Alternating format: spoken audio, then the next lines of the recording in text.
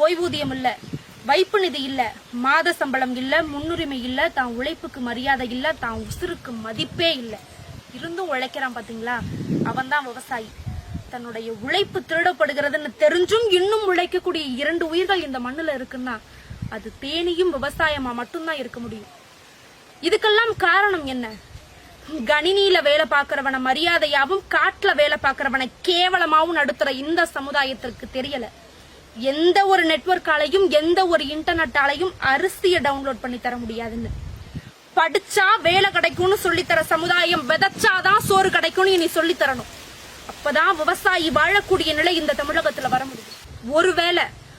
ஒருவேளை உப்பு தண்ணில விவசாயம் செய்ய முடியும்னு ஒரு வாய்ப்பு இருந்திருந்தா தான் கண்ணீர்லயும் விவசாயம் செஞ்சிருப்பான் விவசாயி. நம்ம நாட்டுல எல்லாருமே விவசாயியா இருந்திருப்போம். எப்போ அப்படின்னா, விதைச்சா பணம் முளைக்கும்னு ஒரு வாய்ப்பு இருந்திருந்தா நம்ம எல்லாருமே நிச்சயம் விவசாயிகளா இருந்திருப்போம்.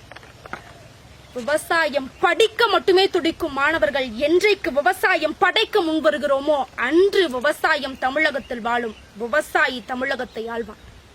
இனியொரு விதி செய்வோம். ஆண்டு முழுவதும் அதிக விவசாய மகசூல் தரும் விவசாயிக்கு பத்மபூஷன், பத்ம விபூஷன் விருது வழங்கி சிறப்பிப்போம். அப்புறம் வழங்கலாம் ஆசிரியர்களுக்கும் அரசு ஊழியர்களுக்கும் ஓய்வூதியம். உலகையே உள்ளங்கையில் கொண்டு வர இங்கு எல்லோராலும் முடியும். ஆனால் உள்ளங்கையில் உணவை கொண்டு வர விவசாயியால் மட்டும்தான் முடியும்.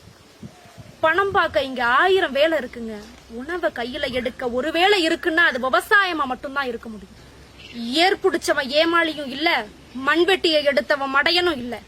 இதை இந்த சமுதாயம் புரிந்து கொள்ளக்கூடிய காலம் வெகு தூரத்திலும் இல்லை. நன்றி, வணக்கம்.